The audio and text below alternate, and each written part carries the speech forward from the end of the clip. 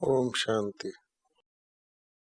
यहाँ बैठे हुए सभी तो बहुत खुश नजर आ रहे हैं, सारे के सारे। हाँ, मेरा ख्याल है जो खुश नजर आ रहे हैं वो यहाँ बैठे हैं। हाँ, और जो खुशी ढूंढ रहे हैं वो कहीं इधर उधर है। जीवन में सबसे ज्यादा जो अनमोल खजाना है वो क्या है? हाँ? सारी दुनिया जो कुछ भी करती है, चाहे राइट करती है, रॉन्ग करती है, किसके लिए करती है? हाँ? क्या पाने के लिए? खुशी। सुख जो है ना, सुख तो एक तरह की प्रॉपर्टी है, लेकिन उसका जो प्रयोग नजर आता है कि किसी के पास बहुत धन है तो उसका प्रयोग जो है वही उसको जो प्रयोग में आ रही चीज वही काम की है। तो चाहे सुख है, चाहे वैभव है, जो भी प्रयोग में लाते हैं किस लिए लाते हैं? खुशी के लिए। कोई गुस्सा भी करता है, क्रोध, किस लिए? सोचो जरा गौर से। कोई क्रोध करता है किस लिए? क्रोध करने से उसको क्या मिलता है?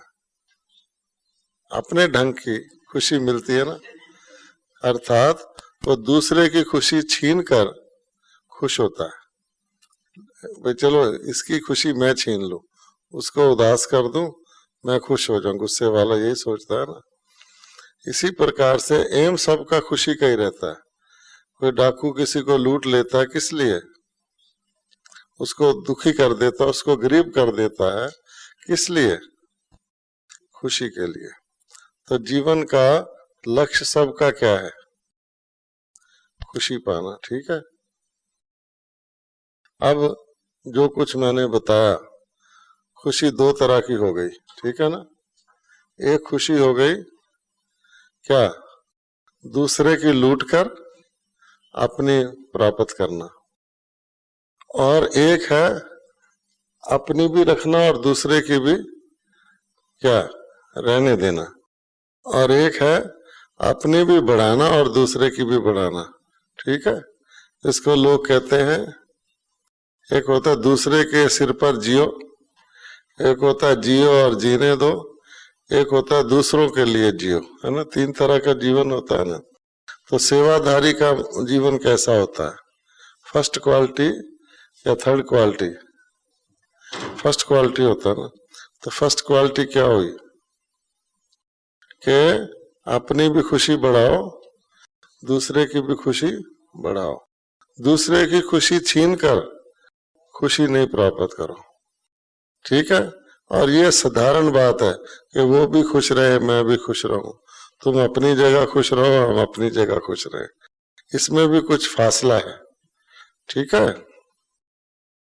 तो हमने शुरू में जब हम यज्ञ में आए थे, आप जैसे ही थे, आप जैसी आयु के ही थे, इसी प्रकार से। तो उस समय तो हमारे बाबा और मम्मा भी साकार में थे, हैं?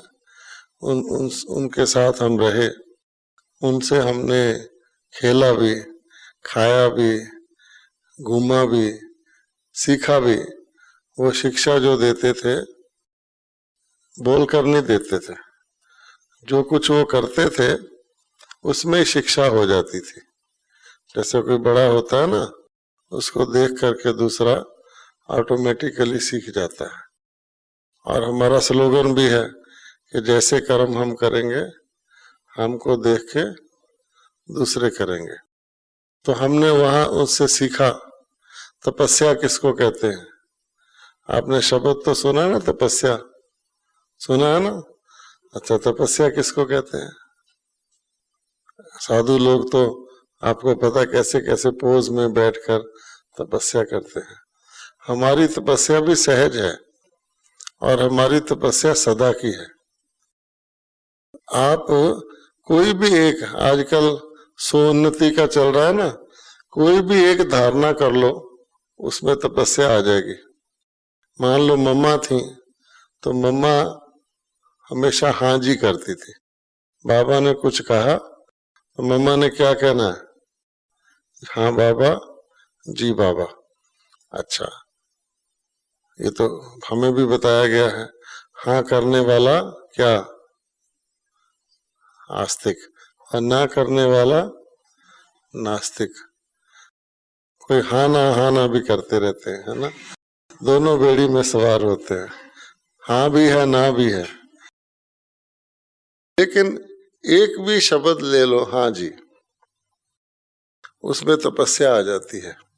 हमें याद है एक बार बाबा शाम की चाय के समय बच्चों को पहाड़ी पर ले जाते थे, कोई आसपास छोटी सी पहाड़ी हो उसके ऊपर ले जाते थे, और केतली होती ना चाय की बड़ी वाली, वो भी भाई लोग ले जाते थे, और फिर वहाँ थोड़ी सी बाबा चिट चैट करते थे, मम्मा चिट चैट करती थी, थोड़ा साइलेंस में बिठाते थे, फिर चाय भी पीते थे। तो एक बारी जो हमारा पहला पांडव भवन था, जो आजकल गवर्नमेंट ने ले लिया, उसके साथ ही पहाड़ी थी, तो वहाँ पर ले गए और बाबा ऊपर चले गए। बाबा तो हमेशा एक्टिव रहते थे, दूर दूर की जितनी ऊंची पहाड़ियाँ आप देखते हैं सब पे ले जाते थे। और अभी तो थोड़े रास्ते बन गए हैं, पत्थरों पर, एक पत्थर पे पैर दूसरे पे रख के शिव बाबा करते हुए हम चलते थे। और ये फैक्ट था, शिव बाबा याद है तो कोई गिरेगा भी नहीं और पहुंच जाएंगे, और ऐसा ही होता था, बाबा सबसे आगे चले जाते थे। तो उस छोटी सी पहाड़ी पर बाबा चले गए और मम्मा नीचे थी बिल्कुल। तो बच्चों ने कहा, बहनों ने, बाबा आप भविष्य को सामने रख के मम्मा को, बाबा तो मम्मा को मम्मा ही कहते थे, मम्मा ने कह के कहो ओ राधे, राधे कह के बुलाओ मम्मा को। हाँ अच्छा, तो बाबा ने ऐसे ही किया, ऊपर से कहा ओ राधे। अच्छा, फिर मम्मा थी नीचे, तो उन्होंने कहा मम्मा को, मम्मा आप बाबा को कहो ओ मोहन, ये कह के बुलाओ। अच्छा, अब है तो है ना, तो मम्मा ने कहा हाँ जी। मम्मा ने फिर बड़ा वो कहा ओ मोहन, इमर्ज करके। तो मतलब ये है कि है साधारण बात, लेकिन उस रूप में जैसा मौका हुआ वैसे में हाँ जी करना, इसी को तपस्या कहते हैं।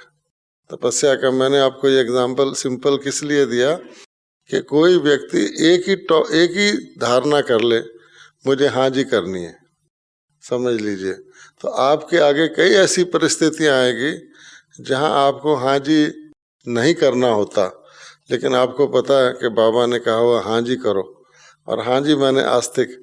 तो जब आप हाँ जी करेंगे तो आपको कोई ना कोई शक्ति इमर्ज करनी पड़ेगी, है ना।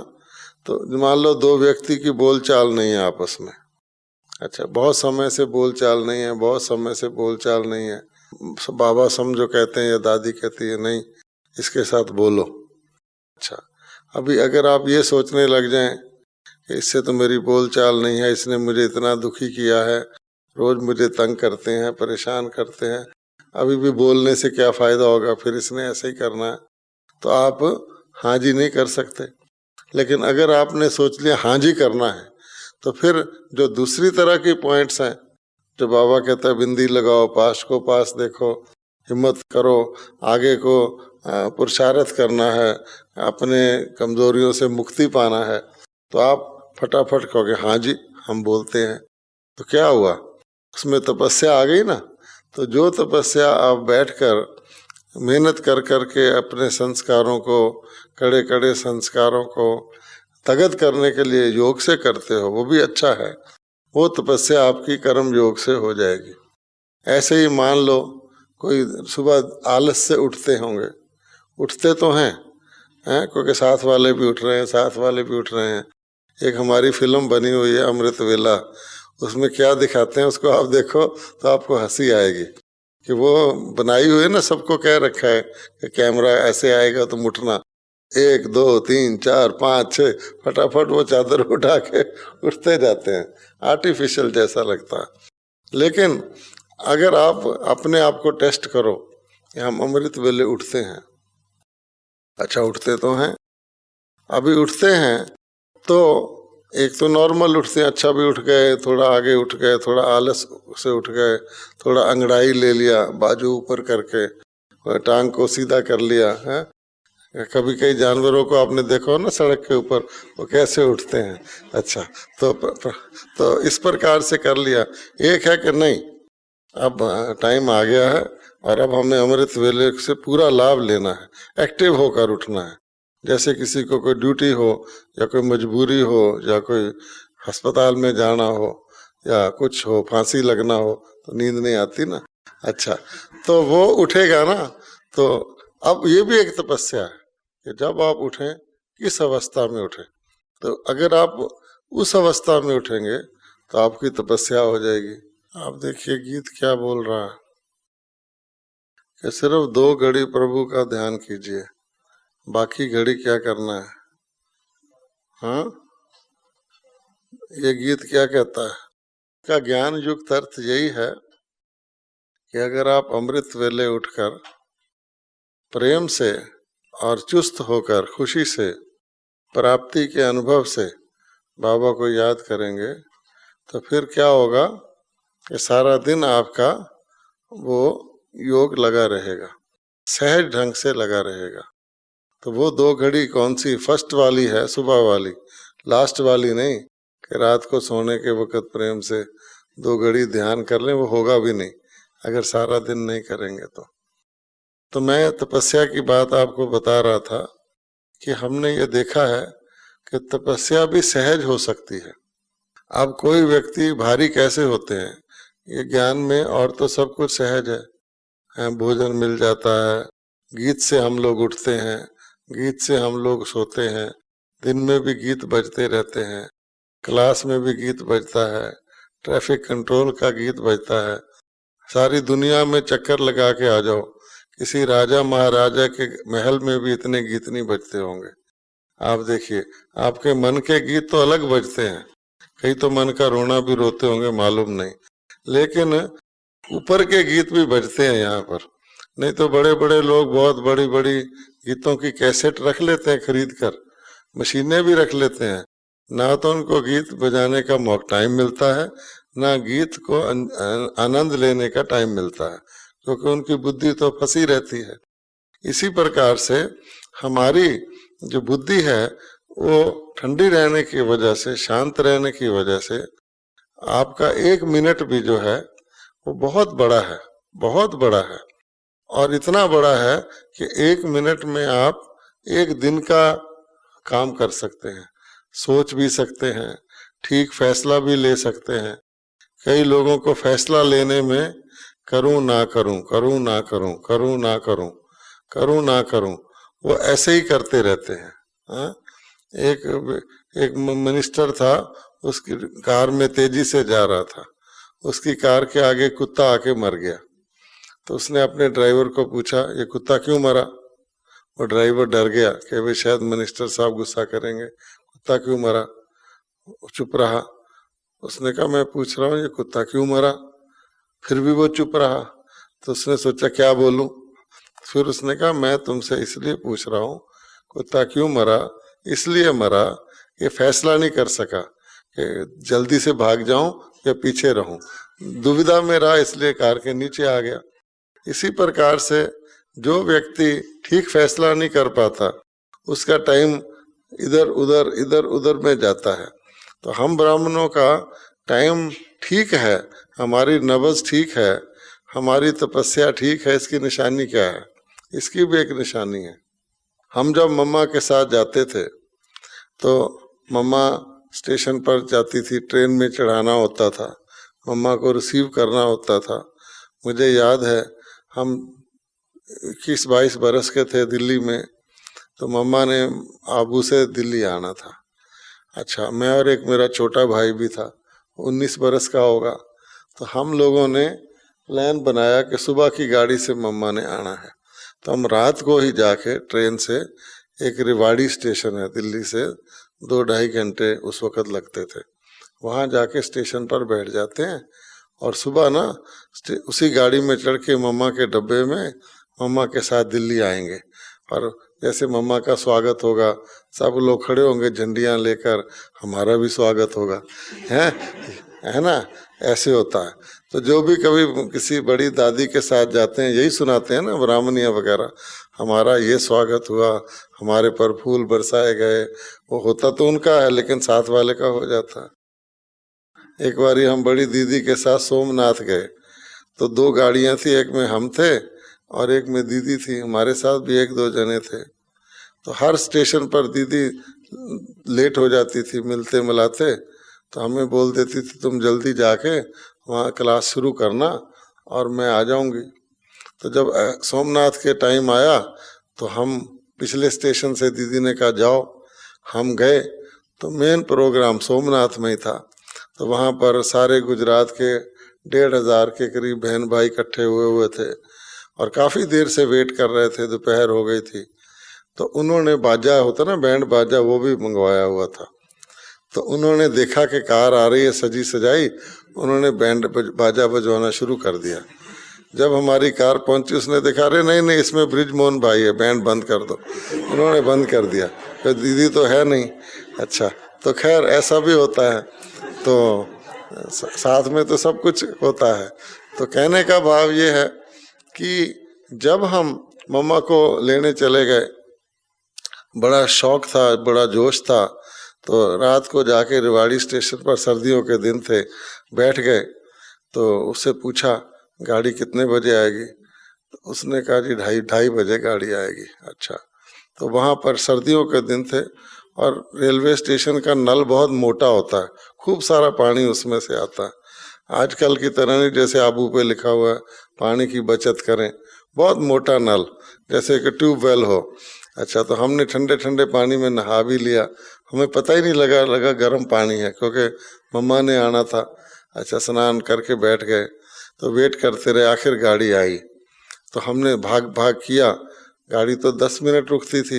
एक डब्बे के आगे फूल लगे हुए थे, फूल सजाए हुए, हमने सोचा यही होगा डिब्बा। हमने ठक ठक ठक ठक करके उसमें घुस गए, गाड़ी चल पड़ी। तो वो था 3rd क्लास का डब्बा। तो हमने कहा मम्मा 3rd क्लास के डब्बे में तो आएगी नहीं, वहाँ कोई बारात थी, उसके फूल लगे हुए थे। अच्छा, अब हमने पूछा तो उन्होंने कहा ये तो बीकानेर की गाड़ी है, अब क्या करें। अच्छा, फिर हम बैठ गए उसमें, फिर आगे आए, तो आगे एक और स्टेशन आता है घड़ी कुछ करके, वहाँ उतर गए। तो वो बिल्कुल उजाड़, वहाँ कुछ भी नहीं था। एक स्टेशन मास्टर, 2-4 व्यक्ति, हम उसके पास गए, हमने कहा भाई हमारी मम्मा ने आना है। जब जोश से व्यक्ति बोलता है ना, पावर से, निश्चय से, तो दूसरा भी डर जाता है, स्टेशन मास्टर हो या कौन हो। हमने कहा देखो अभी अगली गाड़ी आएगी तो आपको उसको खड़ी रखना है जब तक कि हमारी मम्मा हमको मिल ना जाए। उसने कहा ठीक है। जिसने देखा ये रात के वक्त 2 यंग लड़के आए हैं, बड़े जोश में हैं, हाँ हाँ ठीक है। हम फिर वो गाड़ी आई, तो पर चांस जो था उसमें विश्व रतन दादा था, वो निकला पर चांस। तो हम फटाफट चले गए गाड़ी के अंदर और जाके बैठ गए। फिर बड़ी छाती तान के जब मम्मा के साथ निकले दिल्ली में, हम आ रहे हैं, साथ साथ स्वागत हुआ। तो बताना मैं ये चाहता था कि मम्मा को कभी भी हम कहते थे, आप जानकी दादी को भी करके देख लीजिए, किसी भी बड़ी दादी को स्टेशन पे चढ़ाना हो या कहना दादी जल्दी करो, मम्मा जल्दी करो, हैं वो गाड़ी चलने वाली है, क्योंकि लोग तो मिलते ही रहते थे, या इधर बाहर जाना है तो कार खड़ी है, तो वो कभी जल्दी नहीं करते थे। बिल्कुल उसी स्पीड पे उन्होंने चलना है जिस स्पीड पे वो चल रहे हैं। आप भले कहते रहो चलो चलो चलो, और आप तेज करोगे, उन्होंने उसी स्पीड पे चलना है। तो हमने सोचा ये क्या है, और कभी उनकी गाड़ी भी मिस नहीं होती थी। ये तो हमें भी अनुभव था कि कभी उनकी गाड़ी मिस नहीं होती थी, और क्योंकि आत्मा का बल है, गाड़ी लेट हो जाएगी, वैसे कैसे मिस होगी, इतनी पावरफुल आत्मा है। लेकिन हमने ये देखा, ये भी एक तपस्या है कि अपने आप को साधा हुआ है। तो अगर आपने टेस्ट करना हो कि हमारी तपस्या कहाँ तक है, वैसे तो हमारा स्लोगन है कि अटेंशन से टेंशन नहीं रहता, लेकिन एक होता है खास अटेंशन देना कि भाई मुझे कल दिल्ली जाना है तो मैं नेचुरली अटेंशन दूंगा, वो खास है।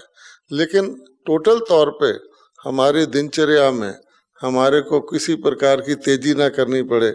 पहले संकल्प चलते रहें, फिर कह रहे नहाने में देर हो गई, क्लास में लेट हो रहे हैं, फिर जल्दी जल्दी नहाना शुरू करें, बाल्टी पर पाँव आ जाए या पाँव बाल्टी पर आ जाए, कुछ हो जाए या गड़बी गिर जाए या पानी गिर जाए या साबुन छूट जाए, ये निशानी उसकी नहीं है, तपस्या की निशानी नहीं है। तो इसी प्रकार से किसी भी काम में हरि करना है, या फिर तेज होना या ढीले होना। ढीला फिर क्या होता है कि जब ज्यादा ही लेट हो गया कहते चलो छोड़ दो, अब जाते ही नहीं। जैसे यात्रा होती है ना, यात्रा अभी भी मुरली आई थी कि तुम्हारी रूहानी यात्रा है, तो यात्रा में भी ऐसा ही होता है। यात्रा में जो लोग स्लो चलते हैं ना, या कोई पैर में कांटा लग गया या बैठ गए या थक गए, थोड़ी दूर हो जाए तब तो चल पड़ते हैं साथ, जल्दी जल्दी ज्वाइन कर लेते हैं। अगर ज्यादा देर हो जाए तो कहते चलो अब घर ही चलते हैं, है ना, क्या जरूरत है जाने की। तो जो आलस्य है ये भी, या निराशा है, ये भी असफलता से आती है, और उसका कारण यही होता है कि हमारी तपस्या नहीं है। इच्छा है, भाग करके खरगोश की तरह या तो बहुत तेज चले जाएंगे, कहेंगे ये यात्रा क्या है, हम इसमें जाके सबसे आगे हो जाते हैं, लेकिन वो थोड़ी देर का जोश होता है। एक टाइम किसी बात में आगे हो भी गए, लेकिन टोटल फिर कई क्या करते हैं, कोई प्रोग्राम मिस कर देते हैं। अच्छा, किसी प्रोग्राम में जिसमें इम्पोर्टेंट है हाजिर रहे, किसी प्रोग्राम में समझा ये तो मेरे इंटरेस्ट का नहीं है, उसको मिस कर दिया। अब कोई गीत गाए और गीत में 2 लाइन मिस कर दे, फिर गाए, फिर कोई आवाज़ ढीली करे, बोले ना, या कभी बहुत जोर से बोल दे, तो गीत गिना जाएगा? क्या कहेंगे, क्यों शोर कर रहा है? अगर गीत गाना नहीं आता तो भाई दूसरे को तो आराम से रहने दे। तो ऐसे भी पुरुषार्थी होते हैं, खुद तेज चलेंगे तो अपने साथी को भी कहेंगे तेज तेज चलना, अच्छा उसका चाहे सांस चढ़ जाए, और फिर स्लो चलेंगे, कहेंगे धीरे धीरे चल, बड़ा लंबा रास्ता है, उसको भी खींच लेंगे। तभी बाबा ने कहा है कि तुमको जीवन मुक्ति पानी है, अर्थात किसी के साथ ऐसे नहीं बंधना है जो उसकी तेजी में आपकी तेजी आ जाए, उसके ढीलेपन में आपका ढीलापन आ जाए। क्योंकि संगठन के अंदर एक नेचुरल स्वभाव रहता है। आप देख लीजिए, संगठन में कोई ना कोई टेम्परेरी साथी किसी को बना ही लेता है। खाने बनाने वाले होंगे वो भी दोनों इकट्ठे ही साथी बनेंगे। रोटियां लेट बनाएंगे, फिर कहेंगे क्लास में भी लेट जाते हैं, तू भी रुक जा मैं भी रुक जाता हूँ, दोनों इकट्ठी पूरी करके चलेंगे। और जो जल्दी करेंगे तो फिर और जल्दी जल्दी जल्दी कच्ची पक्की बनाओ और भागो। जो खाने वाला आप ही अस्पताल जाएगा, तुमने क्या लेना, तुम अपनी मुरली सुनो। ऐसा भी होता है।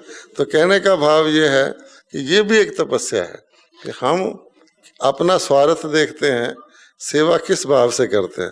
कोई अच्छा प्रोग्राम हो गया, मान लो दादी जी बाहर से आ रही हैं, उनको रिसीव करना है, तो काम को कच्चा पक्का छोड़ के और चाहे लाइन में लग गए जाके भी रिसीव करना है, और अपना काम छोड़ दिया। ऐसा नहीं।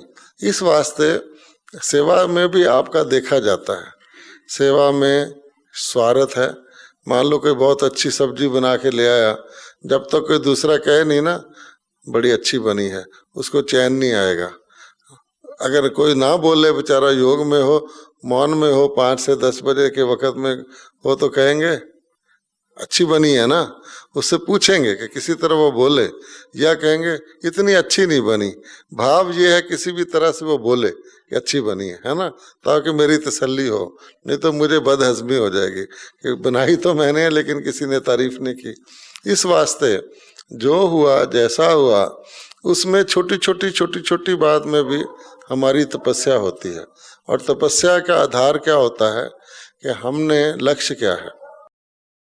क्या हमारा लक्ष्य सेवा है? सेवा शिव बाबा की सेवा समझ के करते हैं, यज्ञ की सेवा समझ के करते हैं, अल्पकाल की प्राप्ति की इच्छा से करते हैं, उसका तुरंत समाचार सुना के, उसका प्रसाद बांट के दूसरों को, और उसका ख़त्म कर देते हैं। उसका सुख भी जो अंदर का होता है, एक होता है अंदर का सुख, है ना। कई बच्चे होते हैं ना, उनको मुंह में चीनी की गोली दे दो खाने को, कई तो चूसते रहते हैं, कई क्या करते हैं उसको दांत से चबाकर 4 टुकड़े करके फटाफट खा जाते हैं। उनको कहो भी चूसनी है तो वो कहेंगे नहीं नहीं जरा जल्दी जल्दी। तो इसी प्रकार से ऐसा भी स्वाद लेने वाले होते हैं। कि जो अंदर का सुख मिलना है, जो प्राप्ति का सुख मिलना है, सदा का मिलना है, उसको छोड़ के टेम्परेरी के पीछे लग जाते हैं, या जिस चीज में अपना फायदा गिनते हैं वो समझते हैं ठीक है, जिसमें यज्ञ का फायदा है, टोटल फायदा है, उसमें नहीं है। ऐसे ही भय की बात है। आप देखेंगे दुनिया में भी जो खतरनाक लोग होते हैं, खराब काम करने वाले, खून करने वाले, तंग करने वाले, चोर डाकू, वो दूसरे को डराते रहते हैं, धमकाते रहते हैं, करते भी हैं उल्टा काम, और ऐसा भय पैदा करते हैं जो कोई व्यक्ति उनके खिलाफ बोले ना। पुलिस भी पूछने आए किसने किया है, मालूम भी है, वो लोग डरते हैं बोलने से। ऐसे हमारे ज्ञान में भी है कि जो उल्टा काम करने वाले हैं वो भय पैदा करते हैं, हम तुम्हारा ये कर देंगे, तेरी सेवा हटवा देंगे, अगले साल तुझे यहाँ देखेंगे कौन आने देता है, ये है वो है, उनका काम होता है ऐसा। और उसके भय से डर करके वो लोग जो हैं, ये जीवन मुक्ति नहीं है, ये भी जीवन बंद है, कर रहे हैं ईश्वरी सेवा, लेकिन भय के अंदर कर रहे हैं। सच बोलने की हिम्मत नहीं है, किसी को बताने की सच्ची बात हिम्मत नहीं है, और इसको भी आत्मा की आज़ादी, स्वतंत्रता नहीं कहा जाता। बाबा ने बताया हुआ है कि आप आत्मा हो, आपका नुकसान क्या नुकसान है हमारा? क्या हमारा पैसा चला जाए, हमारी सेवा का चांस चला जाए, हमारा शरीर छूट जाए, ये हमारा नुकसान है? क्या कोई हमारा शरीर छुड़वा सकता है? अगर नहीं छूटना, छुड़वा सकता? और अगर हमारा शरीर छूटना है तो 10 डॉक्टर भी हमारा शरीर रोक सकते हैं? ये कर्म का ज्ञान है। इसी तरह से हमें जो दुख और सुख मिलता है, जो परेशानी होती है या खुशी होती है, जो हमारा मार्ग सहज होता है या मुश्किल होता है, वो हमारे कर्म के फल से होता है। व्यवहार जो कर्म के आधार पर होता है उससे होता है, या इसने कर दिया उसने कर दिया इससे होता है। देखने में क्या आता है? देखने में आता है इसने ऐसे कर दिया मेरे साथ, इसने ऐसे कर दिया, तो हम मनुष्यों के गुलाम बन जाते हैं। इससे बना के रखो, इससे ऐसे करके रखो। रखना तो बना के सबसे है, लेकिन अपने एम से करके हम गुलाम बन जाते हैं। तो हमें कर्मों की फिलॉसफी का पता होना चाहिए, और कर्मों की फिलॉसफी में संगठन है, साथी हैं, सेवा है, कोई भी चीज़ है, लेकिन उसके पीछे पावरफुल आत्मा जब भी बनेंगे अगर कर्म की फिलॉसफी होगी। अभी दिल्ली में 7 तारीख को एक स्वास्थ्य की परेड निकली थी, उसका नाम था संपूर्ण स्वास्थ्य यात्रा। वो लोग दिल्ली सरकार के हैं, और कुछ और स्वास्थ्य की, एक हार्ट की दिल्ली में बहुत बड़ी फाउंडेशन है, दोनों मिलकर हर साल संपूर्ण स्वास्थ्य मेला लगाते हैं, जिसमें के भिन्न भिन्न संस्थाएं स्वास्थ्य के बारे में शिक्षा देती हैं, चीज़ें दिखाती हैं, प्रदर्शनियां दिखाती हैं, डॉक्टर लोग होते हैं। उसमें ब्रह्मा कुमारीज का भी हर साल एक स्टॉल होता है, और वो खुद ही मिन्नत करके कहते हैं आप लगाओ, क्योंकि ब्रह्मा कुमारियों जैसी निस्वार्थ और अच्छी सेवा कोई करता नहीं। हमारे स्टॉल में बहुत अच्छे चित्र भी होते हैं, समझाने वाले भी होते हैं, इंटरेस्ट लोगों को समझाते भी हैं। और कोई सरकारी स्टॉल होते हैं, कुछ औरों के तो उसमें छोटी मोटी चित्र छोटे छोटे लगा करके गाइड खड़े रहते हैं, हंसते रहते हैं, कोई देख जाए ऐसा होता है। तो इस साल उन्होंने ये सोचा कि वर्ल्ड हेल्थ डे जो 7 तारीख को सारे दुनिया में मनाया जाता है, स्वास्थ्य के बारे में जागृति पैदा करने का, उसमें एक परेड निकाली जाए।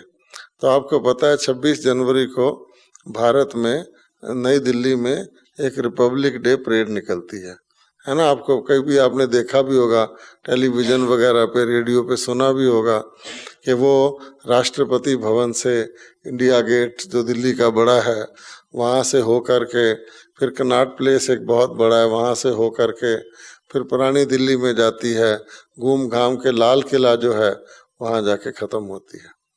तो हमको भी कई बार ख्याल आता था कि ऐसा कोई दिन आएगा जिस दिन ब्रह्मा कुमारीज की परेड जो है इसी रूट से निकलेगी, और हम लोग उसमें सारे देशों के भाई बहन, सारे प्रांतों के भाई बहन, माताएं भाई बहन सब जाएंगे, और तब बाबा की प्रत्यक्षता होगी। ये हमारे मन में एक है, क्योंकि बाबा ने कहा हुआ दिल्ली वालों को एक दिन तो ये करना है। तो उसका एक एक कदम इस बारी हुआ, जो जिसमें हम हिस्सा लेते थे उन्होंने खुद ही फैसला किया कि हम उसी रूट से स्वास्थ्य की परेड निकालेंगे, और उसमें ब्रह्मा कुमारी भी एक अपनी वो झांकी बनाएगी। तो ब्रह्मा कुमारी ने मान लिया कि हम झांकी बनाएंगे। तो उसमें 103 झांकियां थी उस परेड में, और बहुत सारी झांकियां तो सरकार की थी, कुछ स्कूलों की थी, कुछ नर्सेज की थी, कुछ हॉस्पिटल्स की थी, इस तरह से थी। तो जो सरकार की झांकियां थी और उसमें आग बुझाने वाले इंजन भी थे, एम्बुलेंस भी थे, तरह तरह की लंबी बनाई हुई थी। जो तो स्कूलों की झांकियां थी उसमें बच्चों ने कुछ ड्रेस वगैरह पहने हुए थे, कई बच्चे मच्छर बने हुए थे। फिर वो एक जगह थी जहाँ जैसे परेड में होता है ना, राष्ट्रपति के आगे से गुजरते हैं, तो वहाँ उन्होंने एक स्टेज भी बनाई हुई थी। उस स्टेज में के आगे वो थोड़ा बहुत नाटक भी करते थे। तो मच्छर आपस में बात कर रहे थे, हैं कि देखो वो सामने एक बच्चा पढ़ रहा है, उसकी कमीज भी आधी बाजू की है, चलो उसको काटते हैं। फिर दूसरा मच्छर कहता था, अरे देखो वो माता पानी भर रही है, उसने ढक्कन नहीं लगाया उसमें, चलो वहाँ चल के पानी पीते हैं। फिर एक मच्छर कह रहा था, अरे मैं तो इसके अंदर जा ही नहीं सकता, ये क्या चीज़ है, छोटे छोटे छेद हैं। तो वो कहता था दूसरा मच्छर, ये तो मच्छरदानी है, इसमें तुम कैसे जाओगे। ऐसे ऐसे बनाया हुआ था। फिर एक मच्छर कहता था, मेरा तो दम घुटा जा रहा है, ये माता क्या जला रही है। उसने कहा ये जो है मॉस्किटो का कॉयल जला रही है, चलो यहाँ से भागे। ऐसे ऐसे बनाया हुआ था। दो चार अच्छे भी थे इस तरह के, एक वेजिटेरियन शाकाहार के ऊपर था। तो सबसे अच्छा झांकी हमारी थी, और इतनी बढ़िया झांकी थी वो। एक तो बहुत बड़ी थी, जो गवर्नमेंट जो रेलवे स्टेशन के ऊपर बड़े बड़े होते हैं ना वैगन, सीधे ही ट्रक पे ऊपर आ जाते हैं, जिसको कंटेनर कहते हैं। तो उस कंटेनर वाली वो बहुत बड़ी ट्रेलर लाए थे, और उसके ऊपर झांकी भी ज्ञान युक्त बनाई गई थी कि संपूर्ण स्वास्थ्य के 4 कदम क्या हैं। तो उसमें था कि शुद्ध व्यवहार, उसका आधार है शुद्ध आहार, जिसमें भोजन, कानों का भोजन, आँखों का भोजन और शरीर का भोजन। और उसका तीसरा स्टेप था शुद्ध विचार। उसमें होता है ना, see no evil, hear no evil, speak no evil. और फिर एक था, एक बहन ऊपर को हाथ करके कहती है कि थिंक नो इवल, है अच्छा शुद्ध विचार रखो। फिर उसके ऊपर एक लास्ट था, उसमें चारों दो तरफ पहाड़ी थी, उसमें जैसे रास्ता बनाया हो, जैसे होता है ना मंदिरों में जाने के लिए, तो ऐसे ऐसे ऊपर ऊपर चढ़ता जाते थे स्टेप्स। फिर एक स्टेप ये था शुद्ध संस्कार, कि शुद्ध विचार का भी आधार है शुद्ध संस्कार। और उसके ऊपर 5 बहनें योग में बैठी हुई थी, और बाबा के साथ उनका संबंध जोड़ा हुआ था, और ऊपर लिखा हुआ था संस्कार परिवर्तन द्वारा संपूर्ण स्वास्थ्य, ये उसका हेडिंग था। तो ये तो ज्ञान युक्त झांकी थी। कोई समझे कि मेरा स्वास्थ्य ठीक हो जाए और लेकिन मेरे संस्कार खराब रहें, ये तो हो नहीं सकता। दवाइयाँ खाने से तो टेम्परेरी ठीक होगा, सदा के लिए। तो ये सुंदर झांकी बनी हुई थी। तो जब वो झांकियाँ इकट्ठी हुई जहाँ राष्ट्रपति भवन के आगे, तो उन्होंने फैसला किया कि पहली झांकी हम ब्रह्मा कुमारियों की निकालेंगे, क्योंकि इतनी बढ़िया थी, इतनी सुंदर थी। और साथ में 300 बहन भाई भी थे जिन्होंने उनके साथ चलना था, इंडिया गेट के आगे तक साथ चलना था। उसके बाद सारी गाड़ियों में जानी थी। तो 2-3 गाड़ियां थी हमारी। एक के ऊपर भी एक घूमने वाला एक चित्र बना हुआ था चारों युगों का।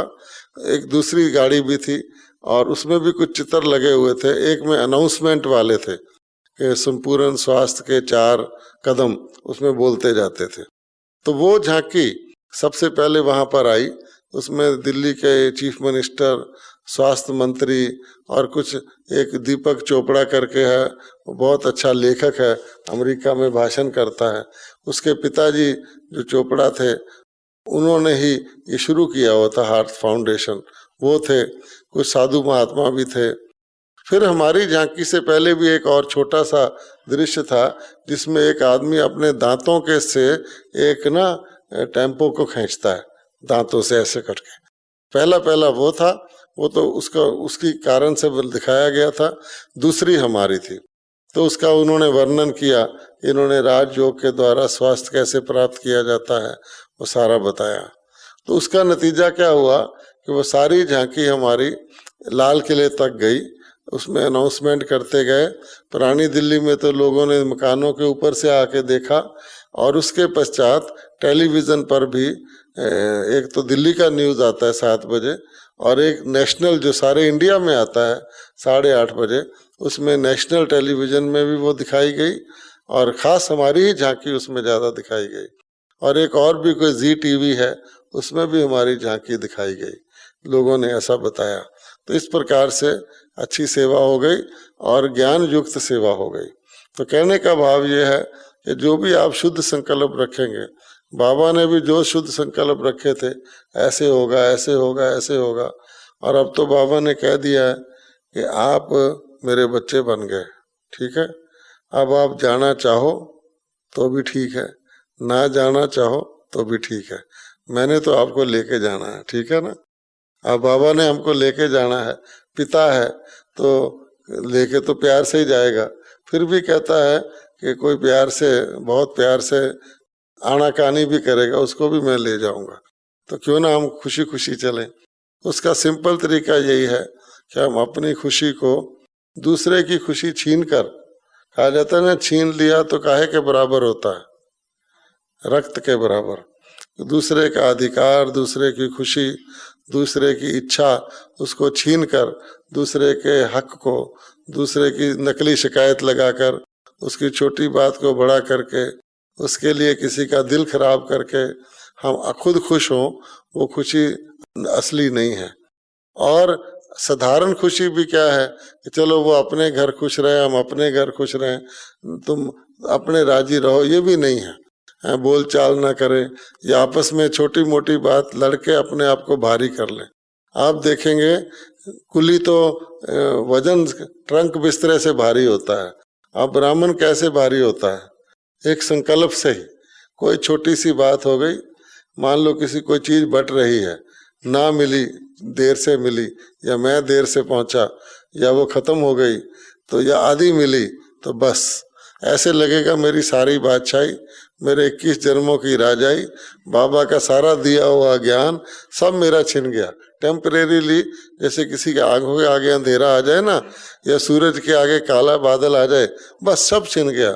ऐसे लगेगा हाँ कुछ नहीं है मेरे जीवन में। थोड़ी देर में जब वो बादल हट जाएगा, फिर कहेंगे हाँ है तो सब कुछ भाई, इधर भी पड़ा इधर भी पड़ा। इसलिए ये भी नहीं करना है कि हम एक सेकंड के लिए भी क्यों खोएं, क्योंकि आप देखेंगे हर चीज़ की रेखाएं हमारे चेहरे पर आ जाती हैं।